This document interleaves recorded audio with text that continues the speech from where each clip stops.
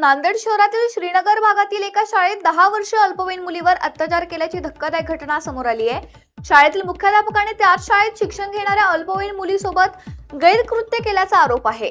मुलीने आरडाओरड केल्यानंतर ही घटना उघडकीस आली आहे। यानंतर मुलीच्या पालकांनी भाग्यनगर पोलीस ठाण्यात तक्रार दाखल केली आहे। तक्रारीच्या आधारे पोलिसांनी संबंधित मुख्याध्यापकाविरुद्ध पोक्सो कायद्यासह अॅट्रॉसिटी कायद्याअंतर्गत गुन्हा दाखल केला आहे। या प्रकरणातील संशयित असलेल्या 50 वर्षीय मुख्याध्यापक आरोपीला पोलिसांनी ताब्यात घेतलं असून पुढील तपास सुरू असल्याची माहिती पोलीस निरीक्षक संतोष तांबे यांनी दिली आहे।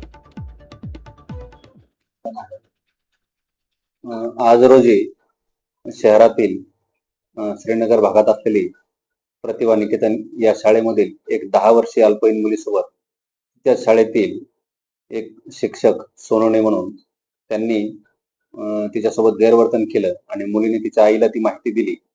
त्यामुळे पीडितेचे नातेवाईक पोलीस ठाण्यात आले होते। त्यांच्या फिर्यादनुसार पोक्सो, BNS व अॅट्रॉसिटीच्या विविध कलमान्वये गुन्हा दाखल करण्यात आलेला आहे। सदर घटनेची माहिती माननीय पोलीस अधीक्षक साहेब, अप्पर पोलीस अधीक्षक साहेब व DYSP साहेब यांना दिल्यानंतर त्यांच्या सूचनाप्रमाणे सदरचा आरोपी तात्काळ ताब्यात घेण्यात आला।